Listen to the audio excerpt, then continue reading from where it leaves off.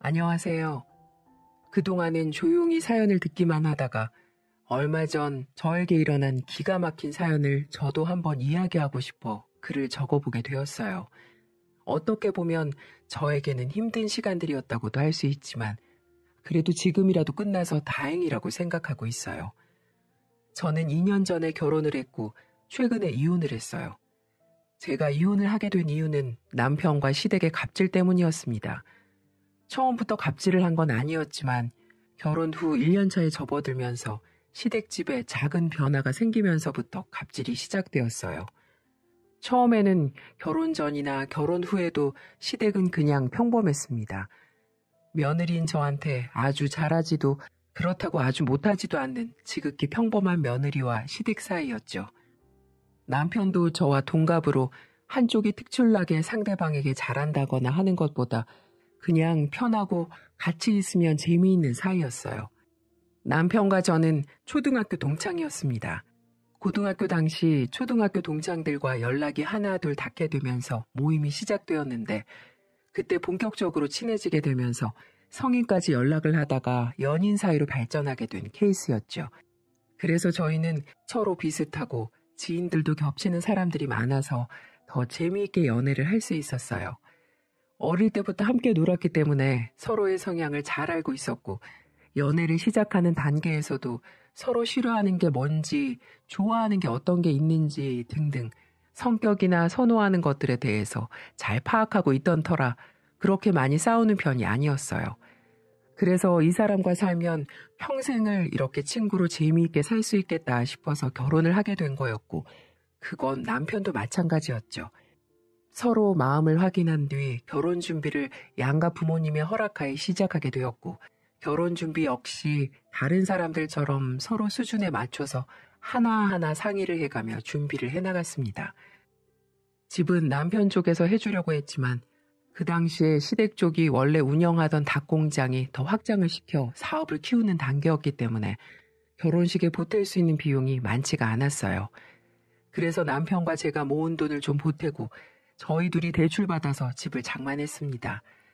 대신에 집을 살 때는 남편이 돈을 많이 보태고 저는 혼수를 사는데 돈을 많이 썼어요. 게다가 혼수는 저희 부모님이 많이 도와주셨어요. 제가 외동딸이라 하나밖에 없는 딸 귀한 대접받으며 결혼 생활 할 수 있게 하고 싶다며 섭섭지 않게 혼수 장만을 해주셨죠. 그것 때문에 시댁에서도 굉장히 저희 가족에게 고마워했어요.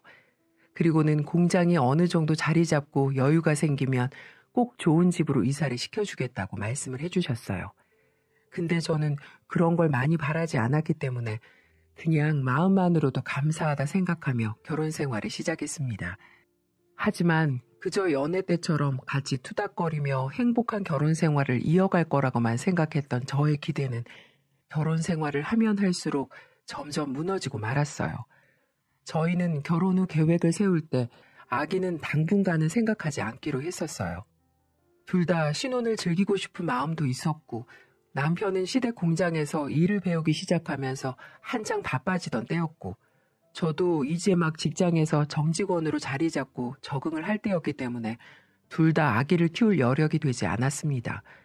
결혼 초기부터 본격적으로 공장 사무실에서 팀장으로 자리를 맡으며 바빠지기 시작했던 남편은 눈코 뜰 새 없이 일만 했습니다. 거의 새벽같이 나가 밤늦게 들어올 만큼 일도 배우고 시아버지를 따라다니며 거래처 사람들에게 얼굴을 익히느라 한창 바쁜 시기를 보냈어요. 게다가 계속해서 공장 확장 공사가 이어지면서 이것저것 돌볼 것이 많았기 때문에 바쁠 수밖에 없었습니다. 거의 1년을 바쁘게 지내면서 그 사이에 공장 확장은 잘 마무리가 되었고 사업 규모가 커지면서 시댁은 금방 자리를 잘 잡을 수 있었어요. 저는 어느 정도 사업이 안정화가 되면 남편이 덜 바빠지고 같이 있는 시간이 많아질 거라고 생각을 했는데 남편은 그 뒤로도 계속해서 바쁜 시간들을 보냈어요. 저는 남편과 함께 있는 시간을 매우 좋아했기 때문에 남편이 바빠 함께 있는 시간이 적어지는 게 매우 아쉬웠습니다. 그래서 남편이 바쁜 걸 알면서도 한 번씩 서운함을 내비치곤 했었어요. 여보, 오늘도 늦게 들어와? 우리 거의 2주가 넘게 겨우 서로 자는 얼굴만 본 거 알아? 미안해. 오늘도 좀 늦을 것 같기는 해. 미안한데 오늘도 당신 먼저 자라. 나 거래처 사람들이랑 회식이 있어서 새벽에 들어올 수 있을 것 같으니까 저번처럼 기다리다가 소파에서 잠들지 말고 방에 들어가서 자. 알았어. 대신 술 조금만 마시고 당신도 조심히 들어와. 처음에는 남편도 제가 서운함을 표현했을 때 굉장히 미안해했어요. 정말로 결혼 생활을 하면서 일로 바쁜 남편은 주말에도 저와 같이 함께 시간을 보내거나 데이트를 할 수 있는 날이 별로 없었거든요. 근데 저도 이런 남편이 안쓰러워서 최대한 내조를 잘해주려고 노력했습니다. 제가 쉬는 날이거나 퇴근해서도 이후에 시간이 되는 날이면 공장으로 가서 일을 도와주곤 했었어요. 제가 할 수 있는 일이라고 해봤자 공장 직원들과 함께 닭을 포장하거나 손질하는 등의 일이 전부였어요. 하지만 남편은 그것만으로도 고마워했죠. 밥은 남편이 출근하기 전에 아침이라도 먹고 갈 수 있도록 늘 일찍 일어나 차려놓았고, 저녁에 늦게 들어오는 날이면 어차피 식사를 하고 들어오기 때문에 출출할 때 간식으로 먹을 수 있도록 간단한 부침이나 샌드위치 등을 만들어 놓고 잤어요. 하지만 이게 점점 지속되고 나니까 남편은 이 모든 것이 매우 당연한 걸로 생각을 하는 것 같더라고요. 제가 하는 일은 광고 관련 일이었는데 이게 시즌마다 바쁜 시기가 있는데 저희 회사는 10월에서 2월까지 한창 바쁘다가 그 이후에는 좀 안정기에 접어드는 때가 있어요. 그래서 다시 바빠지던 시기에 공장을 못 가니 남편에게서 연락이 오더라고요. 당신 오늘도 못 와? 나 요즘 바쁜 시기라 못 간다고 몇 번 얘기했잖아. 오늘도 바빠서 못 갈 것 같은데? 아니 그럼 여기 일손 부족한데 어떡해? 일손이 부족하다고? 그럼 사람을 더 구하면 안 돼? 아니 내 말은 계속 당신이 일하다가 빠져버리면 당연히 여기 있던 직원들은 일을 배로 하는 느낌일 거 아니야. 원래 나 없이 일하던 사람들이잖아. 내가 없으면 없는 대로 또 적응해 가겠지. 아 참, 당신 왜 이렇게 책임감이 없어? 이럴 거면 애초부터 일을 하지 말든가. 당신 말이 왜 그래? 나도 퇴근하고 힘든 거 조금이라도 도와줘 보려고 나갔던 건데 나 없으면 없는 대로 해야지. 내가 거기 직원도 아니고. 암튼 이제 바빠서 당분간 못 가니까 일손 부족하면 당신이 뛰어들어서 닭 껍질을 벗기던지 삶아 먹던지 알아서 해. 저는 너무나 당연하게 공장에 나가지 않는 저를 탓하며 뭐라고 하는 남편에게 화를 냈어요. 그동안 제가 보인 호의와 배려가 이 사람에게는 당연해졌는지 정말 어이없는 태도를 보이더라고요. 그래서 그때부터는 버릇을 고쳐야겠다 싶어서 공장에는 일절 가지 않았습니다. 남편은 제가 한번 뭐라고 하는 날부터 저한테 삐졌는지 한참을 퉁퉁거렸어요. 하지만 그래도 받아주지 않았어요. 힘든 마누라 고생은 생각 않고 본인 힘든 것만 생각하는 남편이 괘씸했거든요. 그래서 한참을 서로 서먹한 상태로 지내다가 마침 결혼기념일이 다가왔습니다. 저는 결혼기념일 때도 서먹하게 보낼 수 없는 노릇인데다 남편과도 다시 잘 풀고 싶어서 얼른 퇴근해 여러 가지 음식들을 준비해 놓고 향초까지 켜놓으며 좋은 분위기를 만들어 놓았습니다. 그리고는 남편에게 전화를 했어요. 남편, 오늘 몇 시에 들어와? 오늘은 밤 9시면 들어갈 수 있을 것 같아. 알았어. 그럼 늦지 말고 와. 뭐야? 갑자기 왜 이렇게 사근사근 말을 해? 왜긴 남편이랑 오랜만에 저녁 좀 맛있게 먹어보려고 그러지. 설마 오늘 무슨 날인지 까먹은 거 아니지? 작년에도 바쁘다고 까먹었었잖아. 안 까먹었지. 알았어. 빨리 들어가 볼게. 남편은 전화통화를 해보니 무슨 날인지도 까먹고 있는 듯 했습니다. 그래서 제가 직접 남편에게 힌트까지 줬죠. 남편은 그제서야 생각이 났는지 알았다고 하더라고요. 조금 서운하긴 했지만 그래도 약속한 시간에만 잘 들어와도 괜찮다고 해야지라고 혼자 생각을 하며 있는데 남편은 12시가 지나도록 들어오지 않았어요. 제가 문자를 해도 답변도 없고 전화를 해도 받지 않았습니다. 저는 혹시나 무슨 일이 생긴 걸까 싶어서 같이 일하는 시아버지에게도 전화를 했지만 시아버지는 오늘은 남편이 몸이 안 좋다고 하면서 3시에 퇴근을 했다는 이야기만 하셨습니다. 저는 시아버지의 말에 남편이 저에게 거짓말을 하게 된 걸 알게 되었어요. 그리고 결국 남편은 새벽 1시가 넘어서 들어왔습니다. 저는 그때까지 남편을 기다리고 있다가 화가 난 채로 맞이했어요. 당신 오늘 무슨 날인지 몰라? 여기까지 들어온다고 했었잖아.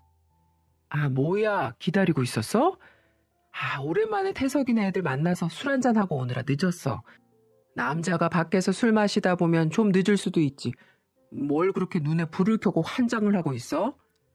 남편은 술에 취해 저에게 곧바로 심한 말을 하며 맞받아쳤어요. 당신, 오늘 내가 무슨 날이냐고 물어봤을 때 알고 있던 거 아니었어? 무슨 날인데? 아니, 부부가 같이 살면 되지. 뭐 그렇게 무슨 날이 중요해? 진짜 짜증나게 왜 이래? 뭐? 짜증나? 아, 당신 진짜 왜 이렇게 변했니? 아이씨, 진짜. 더 까불지 말고 자라, 그냥. 열받게 하지 말고. 남편은 이제 전에 제가 알던 남편이 아니었어요. 그 냉전을 가지게 된 사건 이후로 남편은 저에게 조금의 애정도 보이지 않는 사람처럼 행동을 했어요. 저는 거기에 정말 큰 상처를 받고 상실감을 얻게 되어 그 뒤로 남편에게 말도 섞지 않았습니다. 하지만 저의 불행은 거기에서 끝이 아니었어요. 곧바로 시어머니가 남편에 이어 저에게 갑질을 하기 시작했거든요. 물론 처음부터는 아니었습니다. 어느 날 시어머니가 저를 불러서 결혼 전에 이야기하셨던 걸 저에게 다시 말씀을 하셨어요. 아가, 우리가 결혼 전에 집을 못 해줘서 미안하다고 했잖니. 네 시아버지 공장이 지금은 좀 잘 마무리가 된 듯해. 그래서 말인데 니네 처음에 이 집 대출 끼고 들어온 거 우리가 갚아주마. 어머, 정말요?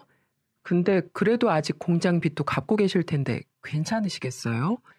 그럼 네 시아버지 말로는 초기에 빚을 많이 안 지고 들어가서 지금 웬만큼 해결된 것 같더라고. 너희 집 대출도 기껏 해봤자 5천밖에 안 된다며. 그거 우리가 해결해 주마. 안 그래도 내가 너네 결혼할 때 해준 게 없어서 미안했는데 이걸로 갚는 걸로 하자. 어머니, 그래 주시면 저희야 정말 감사하죠. 정말 감사합니다.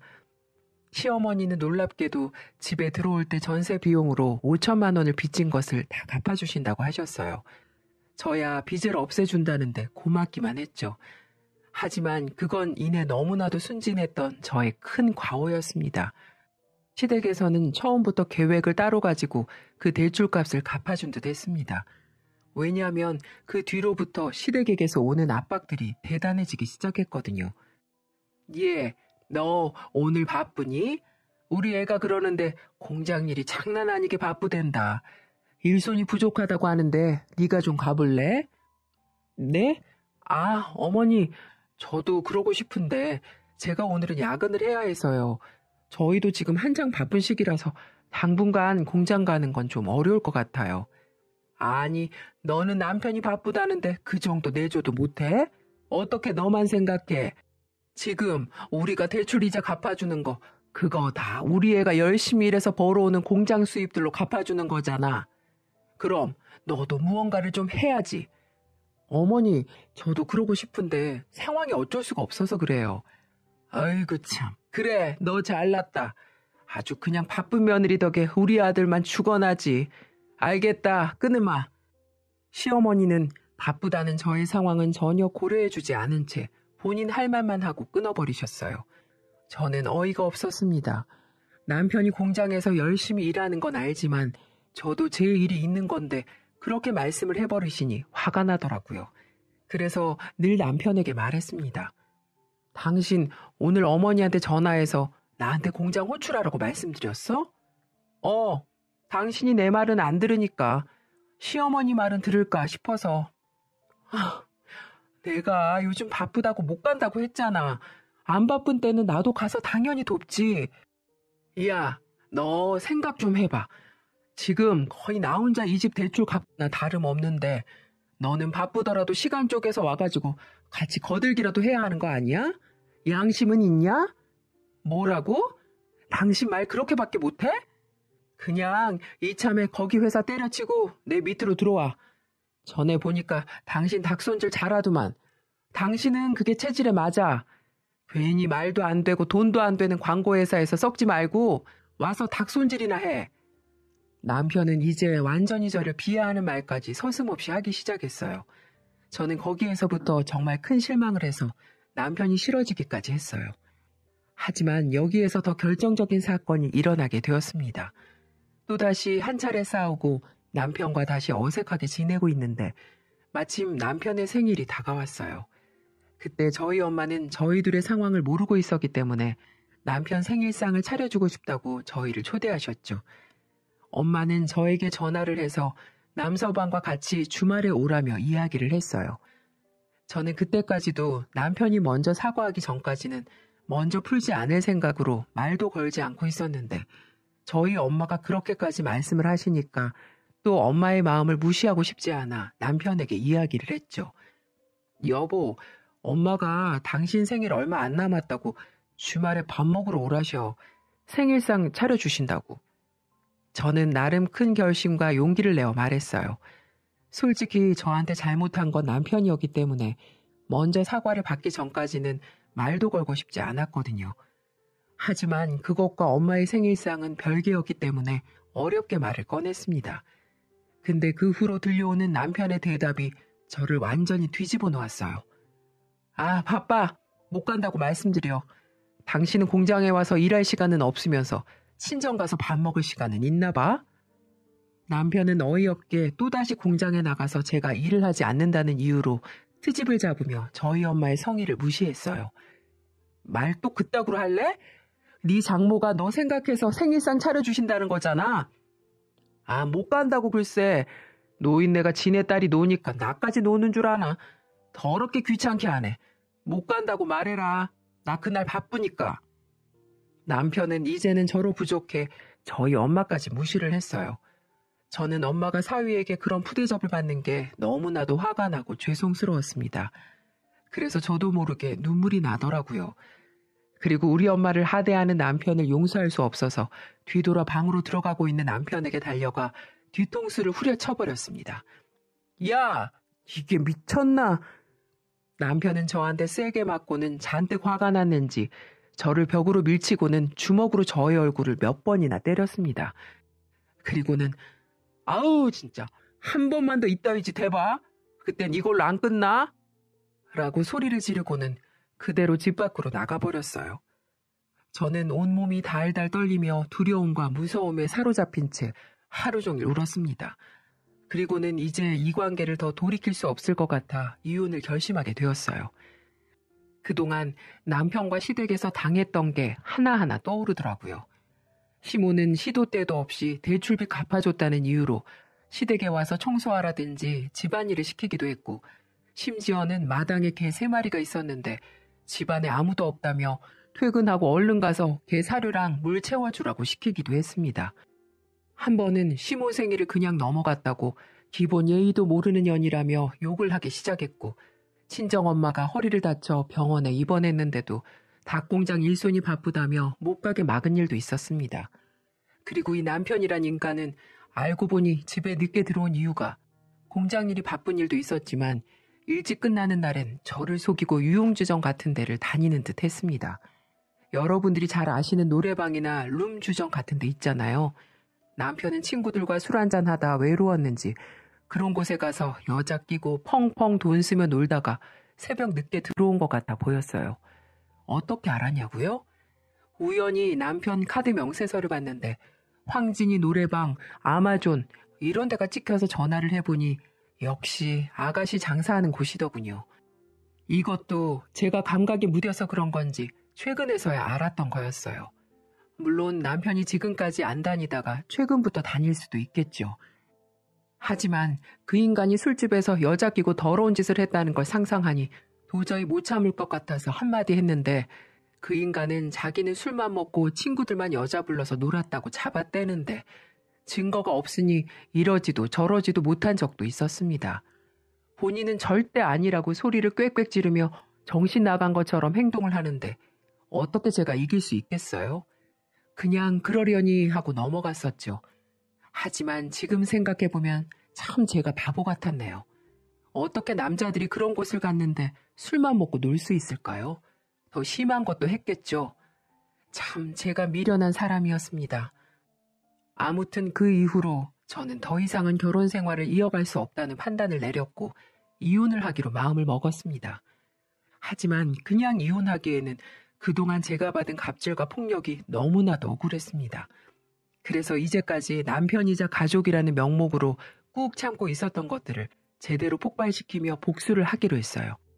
사실 제가 그동안 공장에서 일을 해보니 남편의 공장에는 문제가 많았습니다. 남편 공장은 위생시설이 말도 안 되게 열악했어요. 그들은 식품위생과에서 점검 나올 때만 위생복장을 취하고 일을 하는 척을 했었어요. 게다가 기계들도 제대로 점검하지 않은 데다 닭찌꺼기가 그대로 붙어 있는데도 불구하고 세척을 하지 않고 그대로 재가동을 하는 기계들도 있어 문제가 심각했습니다. 저는 그걸 활용해서 고발을 하기로 했어요. 제가 고발하지 않아도 직원 중 누군가가 찔러도 충분히 걸릴 수 있는 부분이었기 때문에 저는 제가 총대를 매기로 했습니다. 그 당시에도 시어머니는 종종 저에게 전화를 해서 당장